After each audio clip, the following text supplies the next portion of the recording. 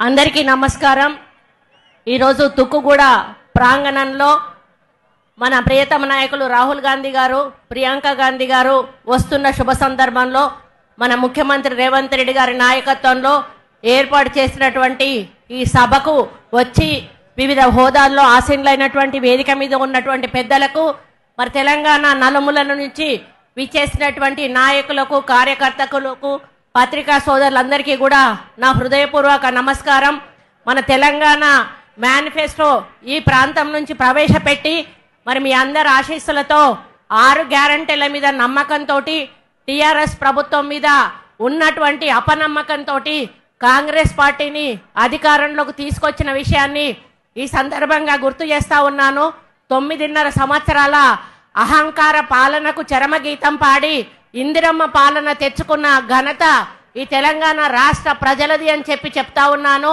100 రోజుల్లోనే 5 గ్యారెంటీలను అమలు చేసి అన్నింటినీ కూడా కేబినెట్లో ఆమోదం పొంది ఎలక్షన్ల తర్వాత మిగతా గ్యారెంటీలను కూడా మీ ముందుకు రేవంత్ రెడ్డి గారి నాయకత్వంలో ఈ కాంగ్రెస్ ప్రభుత్వం ఇందిరమ్మ ప్రభుత్వం తీసుకురాబోతుంది అని చెప్పడానికి నేను గర్వపడతా ఉన్నాను।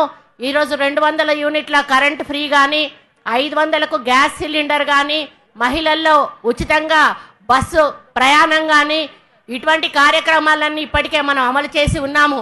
మరి ఈ విధంగా అమలు చేసిన సందర్భంలో ప్రజల్లో కాంగ్రెస్ పార్టీ మీద ఉన్నటువంటి ప్రేమతోటి ఈరోజు టీఆర్ఎస్లోంచి కానీ బీజేపీలోంచి కానీ పెద్ద ఎత్తున నాయకులు వచ్చి కాంగ్రెస్ పార్టీలో చేరుతున్న సందర్భంలో మరొక పక్క కేసీఆర్కి ఒక పక్క కేటీఆర్కి అటు అధికారం పోయింది అనేటువంటి ఫ్రస్ట్రేషన్లో ఒక పక్క ఉంటే ఈరోజు బీఆర్ఎస్ పార్టీ పూర్తిగా ఖాళీ అయిపోతున్నటువంటి ఫ్రస్ట్రేషన్ ఇంకొక పక్క ఉంది। మరి చాలా రోజుల తర్వాత అంటే నాకు కేటీఆర్ నోటీస్ ఇచ్చిన విషయం కూడా మీకు తెలుసు। నేనేమీ మాట్లాడలేదు ఆయన గురించి। అయ్యా న్యూస్ ఇట్లా వస్తూ ఉన్నాయి, నువ్వు ఇట్లా చేసినావు, మరి హీరోయిన్లను బ్లాక్మెయిల్ చేసినావు అనేటువంటి ఒక మాట చెప్పినందుకు మరి నాకు నోటీస్ పంపిండు కేటీఆర్। ఇదే వేదిక మీద నుంచి అదే కేటీఆర్ని అడుగుతా ఉన్నాను, నిన్న మీ అయ్య ప్రెస్ మీట్ పెట్టినప్పుడు నువ్వు ఎడమ పక్క రెండో మనిషిగా కూర్చొని ఉన్నావు, నీ అయ్య ఎటువంటి మాటలు మాట్లాడిండో ఒక్కసారి నువ్వు నీ చెవులతో విన్నావా అని అడుగుతా ఉన్నా।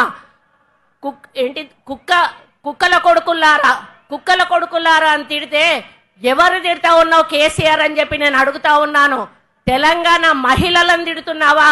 కొడుకులు అంటే కుక్కల కొడుకులు అంటే ఆడవాళ్ళందరినీ కూడా కుక్కలు అని తిడుతున్నావా అని చెప్పి ఈ సందర్భంగా నేను అడుగుతా ఉన్నాను।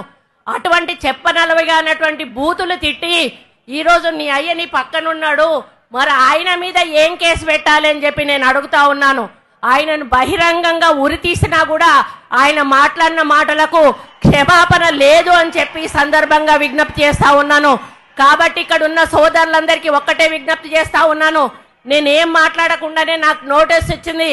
కేసీఆర్ మాట్లాడిన మాటలకు మీరెంతమంది నోటీస్ పంపగలుగుతారో అంతమంది కూడా నోటీస్ పంపాలని చెప్పి ఈ సందర్భంగా ఆదేశిస్తా ఉన్నాను। కాబట్టి ఇప్పటికైనా కూడా టీఆర్ఎస్ నాయకులకు ఒక్కటే చెప్తా ఉన్నాను, హెచ్చరిస్తా ఉన్నాను, మీరు తిడితే పడడానికి మేము ఇక్కడ లేము, మేము ప్రజల విశ్వాసంతో అధికారంలోకి వచ్చి ఇక్కడ కూర్చున్నాము। మీరు అధికారంలో అనుభవించి పైసలు దండుకొని ఈరోజు ప్రజల నమ్మకం పొడగొట్టుకొని ఈరోజు ప్రతిపక్షంలో కూర్చున్నారు। మేము అధికారంలో కూర్చొని ప్రజా సంక్షేమం కోసం పనిచేస్తా ఉన్నాము, మమ్మల్ని ఇక మీద ఒక్క మాట మాట్లాడినా కూడా మర్యాదగా ఉండదు అని చెప్పి ఆ చవటలకు ఆ దద్దమ్మలకు ఆ టీఆర్ఎస్ నాయకులు అందరూ కూడా చేతగాని వాళ్ళందరినీ కూడా హెచ్చరిస్తూ అందరూ నోరు దగ్గర పెట్టుకోండి, లేకపోతే భవిష్యత్తులో ప్రజలు మీకు తప్పకుండా గుణపాఠం ఇప్పటికే చెప్పారు, రేపు ఎంపీ ఎన్నికల్లో కూడా గుణపాఠం చెప్పబోతున్నారు అనే విషయాన్ని ఈ సందర్భంగా విజ్ఞప్తి చేస్తూ మనమందరం కూడా కాంగ్రెస్ పార్టీ గెలుపు కోసం కృషి చేసి 15 ఎంపీ స్థానాలను గెలిపించి సోనియా గాంధీ గారికి, రాహుల్ గాంధీ గారికి, ప్రియాంక గాంధీ గారికి బహుమతిగా ఇవ్వాలని కోరుకుంటూ మీ అందరికీ నమస్కారం తెలియజేస్తూ సెలవు తీసుకుంటా ఉన్నాను। జై కాంగ్రెస్। సీనియర్ కాంగ్రెస్ నాయకురాలు